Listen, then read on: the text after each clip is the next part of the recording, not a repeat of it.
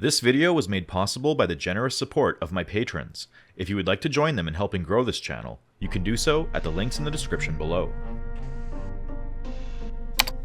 Vladimir Lenin's State and Revolution is a foundational Marxist-Leninist text crucial for understanding the role of the state in revolutionary struggle. Written in 1917, during the critical moment of the Russian Revolution, Lenin clarifies Marxist theory, emphasizing the necessity of dismantling the bourgeois state and replacing it with proletarian rule through the dictatorship of the proletarian class. Central to Lenin's argument is the idea that the state is not a neutral entity, but an instrument of class domination. Through a critique of reformism and opportunism, he argues that genuine socialist revolution requires the working class to overthrow this apparatus and establish a radically democratic workers' state based on Soviets of workers' councils. This temporary revolutionary state will dismantle class divisions and eventually wither away as it paves the road to the ultimate triumph of communism, realized in the creation of a society liberated from oppression, exploitation, class division, and even the need for a state itself.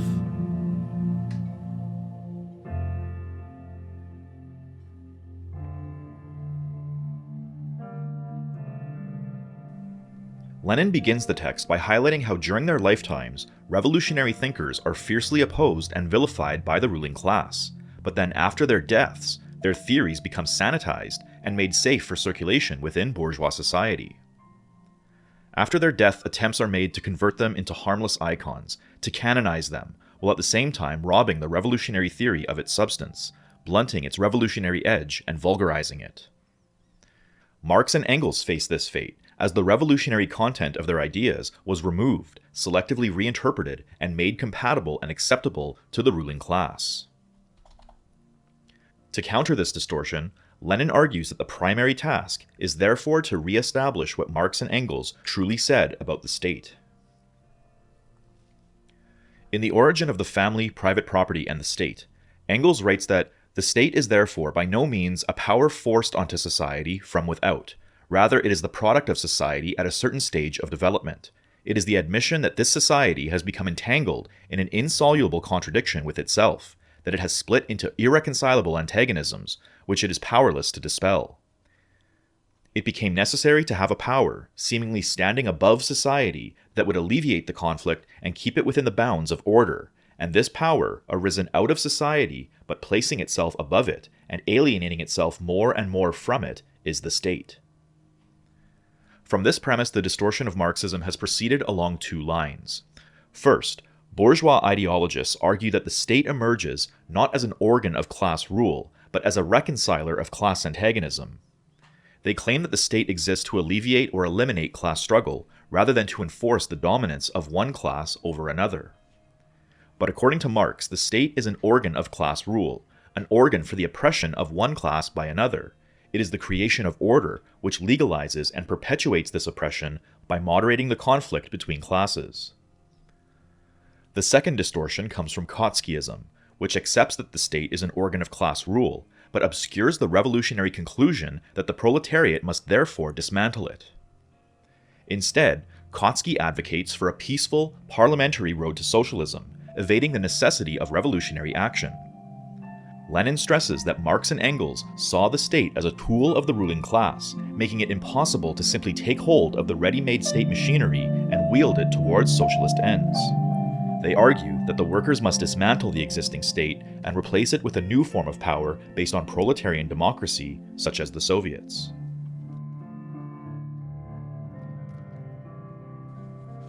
Engels argues that once the state becomes an alien force separate from society, it historically emerges in the form of special bodies of armed men. He says that this special public power is necessary because a self-acting armed organization of the population has become impossible since the split into classes. This public power exists in every state. It consists not merely of armed men, but also of material adjuncts, prisons, and institutions of coercion of all kinds. Engels notes that in rare historical cases, such as parts of pre-imperialist North America, where free colonists dominated, state power remained relatively weak. However, as class struggle intensifies and states expand, public power grows stronger. By 1891, escalating class conflict and interstate competition across Europe was driving state power to unprecedented levels and threatening to dominate society entirely. Lenin builds on this analysis by arguing that since Engels' time, imperialism, marked by the dominance of monopolies, big banks, and aggressive colonial policies, has vastly expanded this process. By the early 20th century, imperialist rivalries had led to the vast growth of military might, the territorial partitioning of the world among competing great powers, and the outbreak of World War I. Throughout this intensified struggle, many self-described Marxists, such as Kautsky, betrayed the working class by justifying workers' involvement in the imperialist war, invoking patriotic slogans like defense of the fatherland and defense of the republic. This social chauvinist tendency spoke the language of socialism, but in practice, aligned with the bourgeoisie on the question of imperialism rather than the proletariat.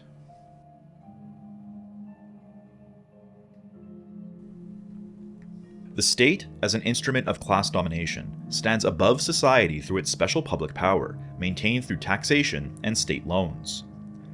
Engels emphasized that officials, once mere organs of society, become privileged and independent of it, with laws protecting their authority. Historically, the state has always served the interests of the ruling economic class, whether slave owners, feudal lords, or capitalists. While in some cases, the state may appear to mediate class conflict, in the long term, it upholds the interests of wealth. Capital wields power indirectly through corruption and alliances between government and finance, and this is why Engels further argues that universal suffrage, contrary to opportunist claims, is merely a measure of working class maturity and not a viable tool for achieving real proletarian political power. He says that universal suffrage is the gauge of maturity of the working class. It cannot and never will be anything more in the present-day state. Here, Engels suggests that the state is not eternal. It arises with class divisions and will disappear when those divisions become obsolete. He argues that as society reorganizes production on the basis of a free and equal association of producers, it will put the whole machinery of the state where it will then belong, into a museum of antiquities, by the side of the spinning wheel and the bronze axe.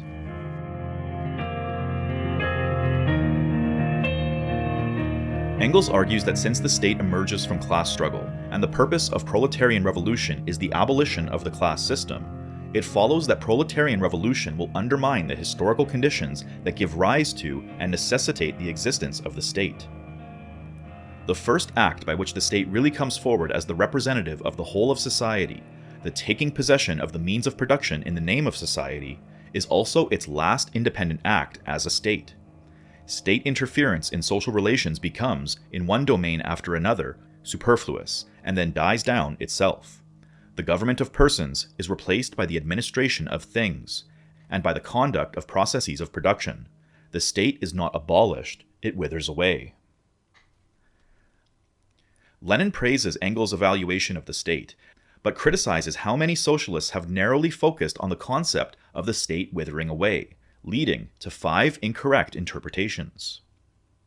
First, some interpret this passage to mean that the bourgeois state will gradually disintegrate, ignoring the crucial distinction between the bourgeois state and the proletarian state. Engels clarifies that the bourgeois state must be smashed, and it is the proletarian state, established in place of bourgeois rule, that will eventually wither away. Second, Engels defines the state as a special coercive force wielded by the bourgeoisie against the proletariat. The abolition of the state as the state involves replacing the bourgeois' coercive force with that of the proletariat, a process that simply cannot take the form of a gradual withering away. Third, opportunists misrepresent the withering away of the state to mean the withering away of democracy. In reality, revolution will abolish bourgeois democracy and replace it with a more complete democracy. But even this form of political democracy will wither away as the state and classes disappear. Fourth, while many believe Engels' critique of the state withering away was directed at anarchists, it equally targeted opportunists. Engels emphasized that every state is a special force for the suppression of the oppressed class, and therefore critiqued the German Social Democrats' concept of a free people's state as an empty opportunist catchword, noting that no state is a free state or a people's state.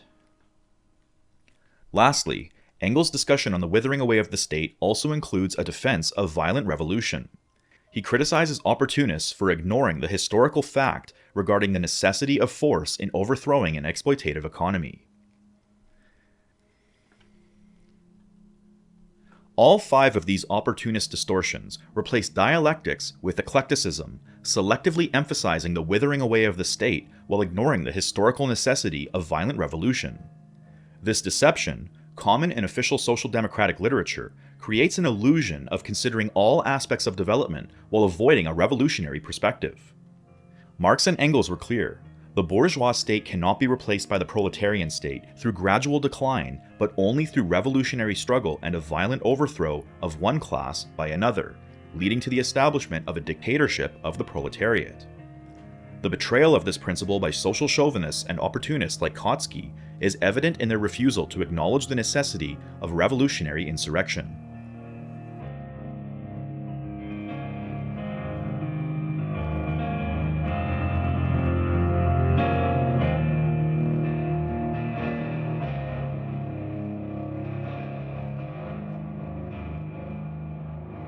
Marx's Poverty of Philosophy and the Communist Manifesto, written on the eve of the 1848 revolutions, reflect both the core principles of Marxism and the revolutionary content of the time.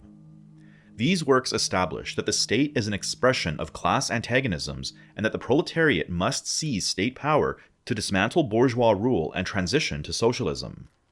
As Marx writes in the Manifesto, the proletariat will use its political supremacy to wrest by degree all capital from the bourgeoisie, to centralize all instruments of production in the hands of the state, i.e., the proletariat organized as the ruling class, and to increase the total productive forces as rapidly as possible. This idea of the dictatorship of the proletariat, where the proletariat is organized as the ruling class and wields control over the state, is central to Marx's theory. However, this concept has been ignored or distorted by opportunists who promote reformist illusions of a peaceful transition to socialism. Lenin further explains that the state by its nature is an instrument of class suppression. The state is a special organization of force. It is an organization of violence for the suppression of some class. What class must the proletariat suppress? Naturally, only the exploiting class, the bourgeoisie. The proletariat therefore needs the state to suppress the bourgeoisie and lead all oppressed classes in constructing a socialist economy. In this regard, Marxism stands in stark opposition to petty bourgeois utopianism, which fantasizes about class harmony rather than recognizing the necessity of class struggle and the overthrow of the bourgeoisie. Only the proletariat, as the most organized and revolutionary class, can achieve this, rallying the broader masses, peasants, petty bourgeois, and semi-proletarians, who, though exploited, lack the ability to lead an independent struggle.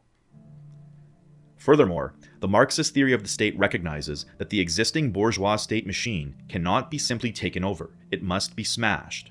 This idea is inseparably bound up with Marx's doctrine of the revolutionary role of the proletariat, as articulated in the Communist Manifesto and later reaffirmed through his analysis of the revolutionary experiences of 1848 to 1851. Marx's reflections on the revolution of 1848 to 51, particularly the 18th Brumaire of Louis Bonaparte, mark a significant development in his theory of the state. Unlike the Communist Manifesto, which treats the state in a general and abstract manner, this work offers a concrete historical analysis that leads to a critical conclusion. The state machinery must be smashed and not simply taken over. Marx describes how the executive power in France, with its vast bureaucratic and military apparatus, developed historically as a parasitic body that emerged during the decline of feudalism and was reinforced by successive bourgeois governments. He explains that this executive power, with its enormous bureaucratic and military organization, with its vast and ingenious state machinery, with a host of officials numbering 500,000 beside an army of another 500,000, this appalling parasitic body, which enmeshes the body of French society and chokes all of its pores, sprang up in the days of absolute monarchy, with the decay of the feudal system, which it helped to hasten. The absolute monarchy first established this centralized state power, but the bourgeois revolutions that followed did not dismantle it. Instead, they expanded and refined it. The First French Republic, Napoleon's empire, the Bourbon Restoration, and the July Monarchy all maintained and strengthened the bureaucratic and military structures. Even the parliamentary republic that emerged after 1848, which should have represented a more democratic order, found itself compelled to further centralize and reinforce this apparatus to suppress revolutionary forces. The essence of Marx's argument is that every bourgeois revolution, rather than abolishing repressive state structures, merely reshape them to serve new ruling class interests. The competition among different bourgeois and petty bourgeois factions was not about dismantling the state, but about controlling it as the principal spoils of the victor. The function of the state, therefore, remained unchanged. It continued to serve as an instrument of class domination, repressing the proletariat and other exploited classes. Marx's analysis was not an abstract theoretical construct, but a summation of concrete historical experience. The events of 1848 to 51 proved that any attempt by the working class to advance within the existing political framework resulted in intensified repression. These events also demonstrated that the bourgeoisie, when confronted with the revolutionary demands of the working class, would respond by strengthening the very state machine that had previously oppressed them, and therefore Marx concludes that the proletariat cannot merely seize the existing state machinery, but must dismantle and replace it. This idea represented a major advancement in Marxist theory. While the Communist Manifesto had emphasized the necessity of proletarian political power and the transformation of the state into the proletariat organized as the ruling class, it did not explicitly address the question of how the bourgeois state would be replaced. In 1852, Marx was able to answer this question decisively. However, at the time, he did not yet specify what would replace it. This question would only later be resolved by experiences such as the Paris Commune and the Russian Revolution.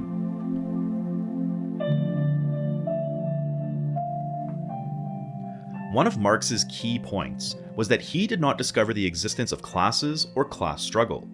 These concepts were already analyzed by bourgeois historians and economists. Marx's originality lies in proving that class divisions arise from specific historical phases of production, that class struggle leads to the dictatorship of the proletariat, and that this dictatorship is a transition towards a classless society. Lenin argues that reducing Marxism to the mere recognition of class struggle is therefore bourgeois distortion. True Marxism includes the necessity of the dictatorship of the proletariat, which distinguishes it from opportunist and petty bourgeois perspectives.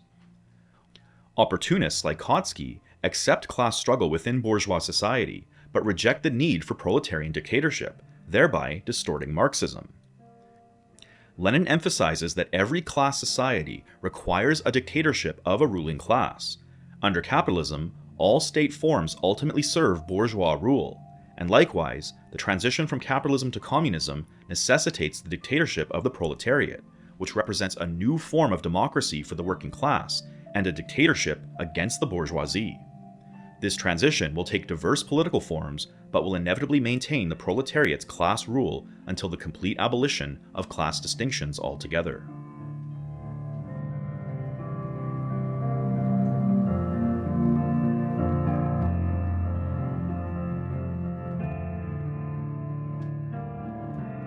Marx was an enthusiastic supporter of the Paris Communards, and refused to condemn their failed attempt at a revolutionary overthrow of the French government, even though he had previously warned that such an attempt would be futile.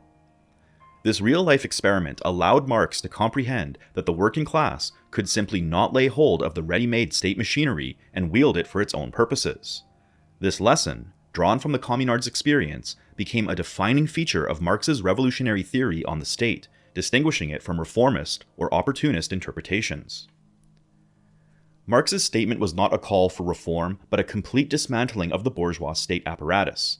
This position was reaffirmed in his 1871 letter to Kugelmann, in which he declared, "If you look up the last chapter of my 18th Brumaire, you will find that I declare that the next attempt of the French Revolution will be no longer, as before, to transfer the bureaucratic military machine from one hand to another, but to smash it, and this is the precondition for every real people's revolution on the continent."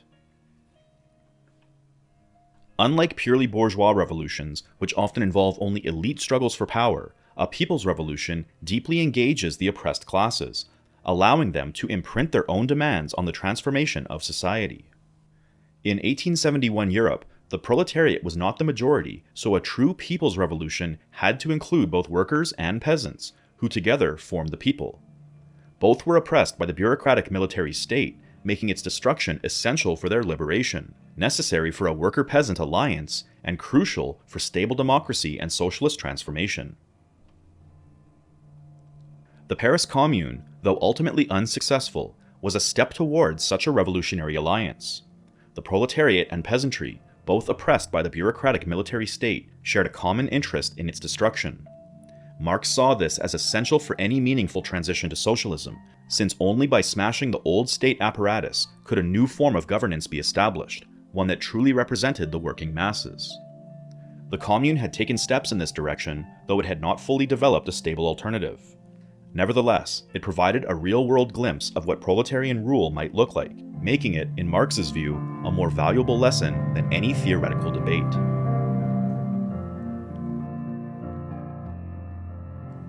In the Communist Manifesto, Marx and Engels outlined the tasks of the proletarian revolution, but left the specifics of how it would be accomplished to be revealed through experience of mass movements.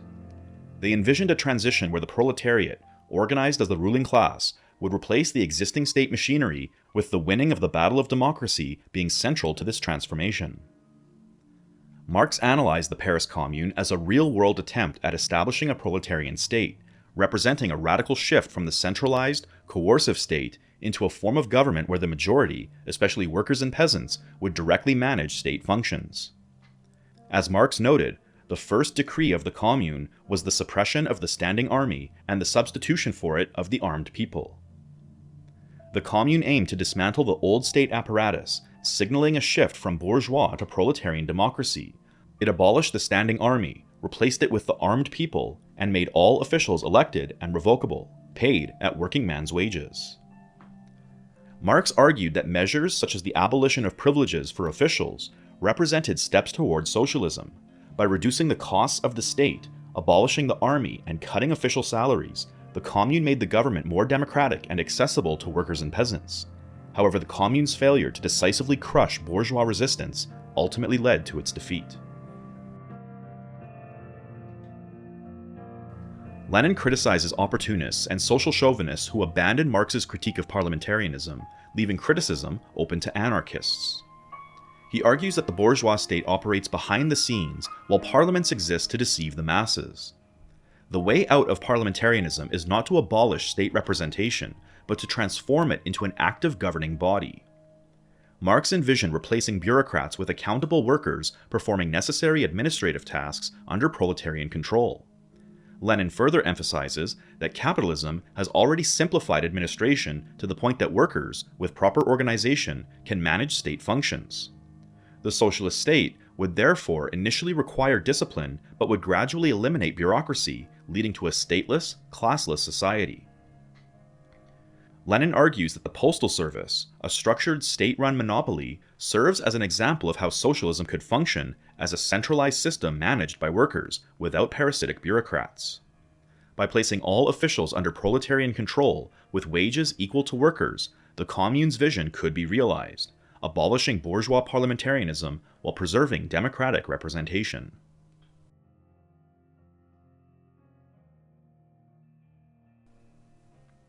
Edward Bernstein distorts Marx's views by arguing that Marx's vision of the Commune's political restructuring implies the dissolution of national unity and the abolition of central authority, likening it to Proudhon's ideas of a decentralized governance. However, Lenin argues that Marx did not advocate for federalism, but for smashing the parasitic bourgeois state machinery. Marx wrote that national unity was not to be broken, but on the contrary, organized by the communal constitution.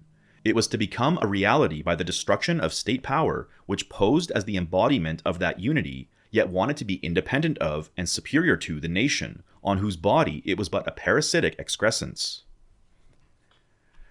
Therefore, in Marx's view, the Commune was not an attempt to break national unity, but to reorganize it in a genuinely democratic and proletarian form, replacing the bureaucratic and military apparatus of the bourgeois state with a system of responsible, directly elected officials.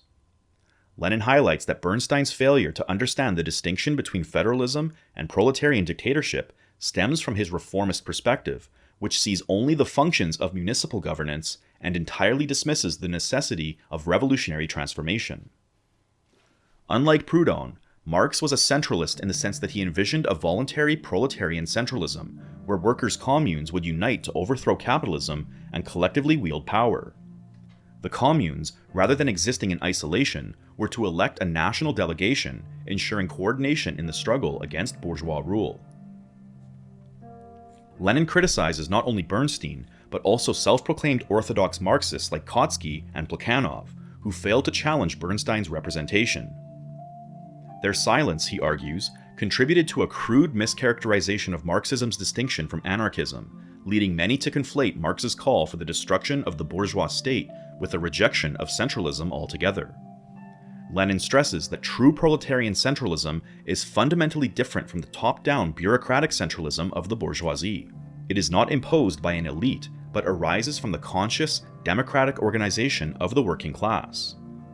If the proletariat and poor peasants were to seize state power, freely organize into communes, and coordinate their efforts to expropriate capitalist property and dismantle the existing state apparatus, this would constitute a higher and more democratic form of centralism than anything under bourgeois rule. Marx argued that the Paris Commune was a fundamentally new political form that shattered the bourgeois state, not a revival of medieval communes or federalism. By breaking the bureaucratic and military apparatus, it aimed to return power to society, eliminating the parasitic state structure. As Marx wrote, the communal constitution would have restored to the social body all the forces hitherto absorbed by that parasitic excrescence, the state, feeding upon and hampering the free movement of society. The commune was not just local self-government, but a working-class government, providing the political form necessary for economic emancipation. Opportunists idolize bourgeois democracy and dismiss revolution, while Marx, by contrast, saw the state as destined to disappear with the proletariat organizing as the ruling class. Rather than theorizing abstractly, Marx studied real revolutionary movements, recognizing the Paris Commune as the first attempt to smash and replace the bourgeois state. He declared that the commune is the form at last discovered by the proletarian revolution, under which the economic emancipation of labor can take place. Despite its short existence, the commune confirmed Marx's analysis, which was later further validated by the Russian revolutions of 1905 and 1917.